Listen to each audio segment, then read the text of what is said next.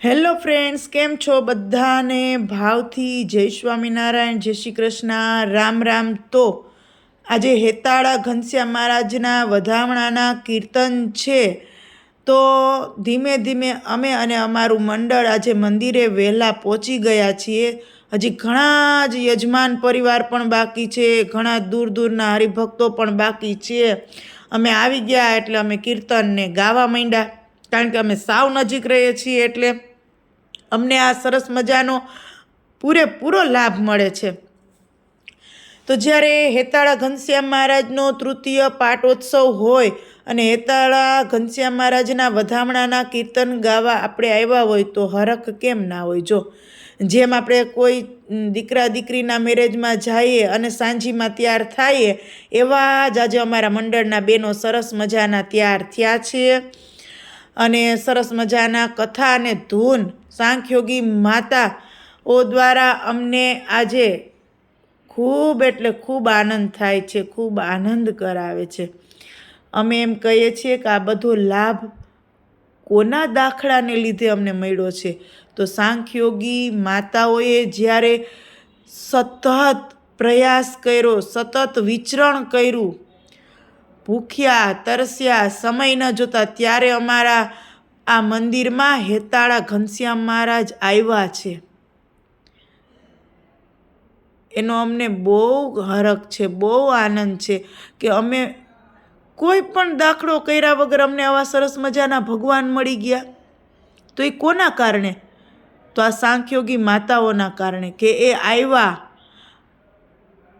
પછી પહેલાં તો આ તકતો હતો, એની કેટલા વર્ષ પૂજા કરી, પછી અહીંયા મૂર્તિ આવી 3 વર્ષ થયા.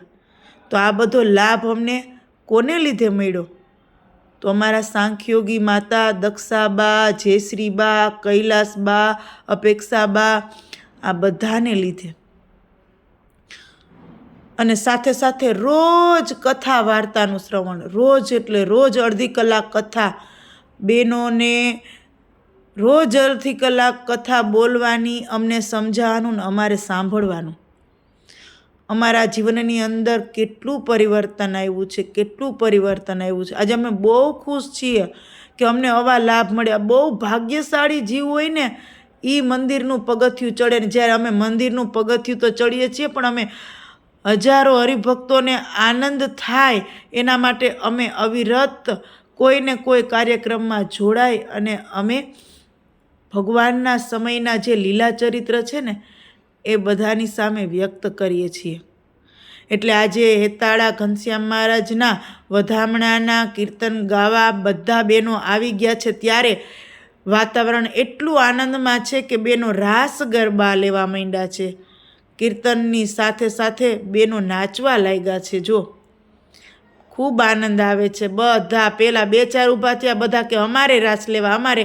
એટલે આખા મંદિરમાંથી બધાને સાઈડમાં હટાવી અને જેને રાસ લેવાતા ને એ વચ્ચે જો હરિકૃષ્ણ મહારાજ રાખ્યા છે અને બધા બહેનો સરસ મજાના આવી રીતના ફરતા રાસ લે છે. આજે વાતાવરણ છે ને એ અક્ષરધામ બની ગયું છે. જો અને દર વર્ષે આ અમે મહેસૂસ કરેલું છે કે જ્યારે પાટોત્સવની તૈયારી થાય ને ત્યારથીને જ એમ થાય કે આ વાતાવરણ કંઈક અલૌકિક થઈ ગયું છે. અને એનો આનંદ, અને બધા જ દોડીને સેવા કરતા હોય. કોઈ વાસણ ઉટકવાની ને, કોઈ રસોઈ બનાવવાની ને, કોઈ પીરસવાની. તમે જોજો આગળ, હવે કાલથી આપણો પાટોત્સવ ચાલુ થાય ને, કાલથી જોજો બધા પીરસવામાં હરિભક્ત ભાઈઓ એટલા હશે, એ પણ દોડીને સેવા કરતા હશે, બહેનો પણ દોડીને સેવા કરતી હશે. હવે આનાથી વિશેષ ખુશી કઈ હોય અને આનાથી વિશેષ લાભ કયો હોય કે આપણને મંદિરની અંદર હજારો હરિભક્તો પ્રસાદ લે એની સેવા કરવામાં મળે. મારે સેજ પગની પ્રોબ્લેમને લીધે બેસી જવું પડ્યું છે જો આજે, નહીંતર હું છેક સુધી રાસ લઉં. પણ મને હમણાં પગની તકલીફ છે ને એટલે હું રાસ નથી લેતી. પણ જે રાસ લે છે ને એને જોઉં છું અને સરસ મજાનો વિડીયો બનાવું છું કે જેથી કરીને એ આ એક યાદી બની રહે. અને જો આજે તો બહુ રાસ લેવાની મજા આવે છે કીર્તન સાથે, કારણ કે અમારા સાંખ્યોગી માતાઓ પણ અમારી સાથે આજે ભગવાનના વધામણા માટે ઘેલા બન્યા છે. અને ભગવાન માટે ઘેલા બનીએ ને ત્યારે ભગવાન આપણા બધા કામ કરે હો. કે ને કે આપણે કહેવત છે ને કે સંતોના વચનો ક્યારેય મિથ્યા નથી જતા. પણ શું કામ એ નથી જતા ખબર છે? કારણ કે એની ભક્તિ એવી હોય છે, એ ભગવાનમાં ગાંડા થઈ ગયા છે, એટલે એના વચનો મિથ્યા નથી જતા. આ મારો અનુભવ છે, એમનેમ નથી કહેતી હું પણ, કે જ્યારે કોઈ પણ સંતો અચાનકથી એના મુખેથી કાંઈ બોલે ને, આશીર્વચનો આપે ને, તો એ આજ નહીં તો કાલે સફળ થાય ને થાય જ. આ મારો અનુભવ છે ને, એટલે કહું છું. અને આજે અમારા સાંખ્યોગી માતાઓ પણ અમારી સાથે જો ભગવાનના કીર્તનમાં રાસ લેતા લેતા ઘેલા બન્યા છે અને ખૂબ આનંદ થાય છે. અમે તો બહુ કહીએ છીએ કે તમારે લીધે જ અમને ભગવાન મળ્યા, તમારે લીધે જ અમારે આ રોજ દર્શન થાય છે અને તમારે લીધે જ અમારા સઘળા મનોરથો પૂરા થાય છે. એટલે કહેવાય ને કે ક્યારેક ક્યારેક આપણા ઓલા જન્મનું કંઈક પુણ્ય હોય ને, ત્યારે આપણને આવું બધું ભાગ્યમાં મળે એમ. એટલે અમારા તો પૂરેપૂરા પુણ્ય હશે ઓલા જન્મના, ત્યારે અમને આ સરસ મજાનું મંદિર, આવા સાંખ્યોગી માતાઓ અને એના મુખેથી સરસ મજાનું જ્ઞાન, કથા, વાર્તા. તો બધી પૂર્વ તૈયારી થઈ ગઈ છે. આજે તો વધામણાના ગીતો અને રાસ ગરબાની રમઝટ છે. ત્યારે કાલથી તો તમે જોજો, આખું સોસાયટી આમ ગોકુળિયું ગામ કે ને કે અક્ષરધામ બની ગયું હશે. તમે એક પછી એક વિડીયો મને દર વર્ષે હું મૂકું જ છું પાટોત્સવના. તો આ વખતે પણ હું એ વિડીયો એકાદ દિવસ વહેલા મોડું થાય એડિટિંગ કરતાં, પણ હું આ વિડીયો મૂકીશ અને સાથે સાથે અમારી કથામાં આવતા જે પાત્રો, નાટકો હશે એ પણ અલગથી મૂકીશ.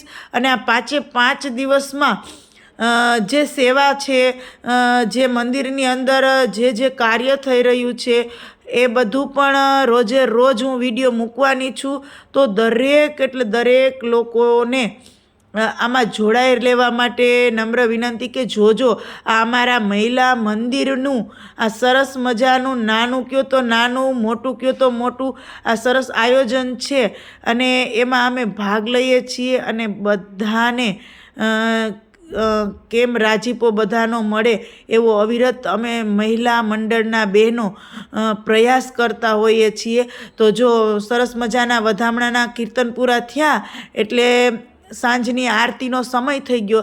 એટલે પછી જય સદગુરુ સ્વામીની અમારી આરતી છે એ આજે બોલાણી અને હવે થોડી વારમાં અમે લોકો પોતપોતાને ઘરે જશું, કારણ કે કાલે સવારે પાછું સેવામાં પણ આવવાનું છે અને સાંજે પોથીયાત્રા પણ છે.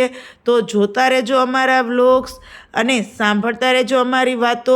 અને વિડીયો ગમે તો લાઇક, શેર અને સબસ્ક્રાઈબ કરજો. આ અમારું સરસ મજાનું મંદિર, મહિલા મંદિર ટીંબાવાડી અને એના મંડળના બહેનોનો પ્રસંગ છે હો.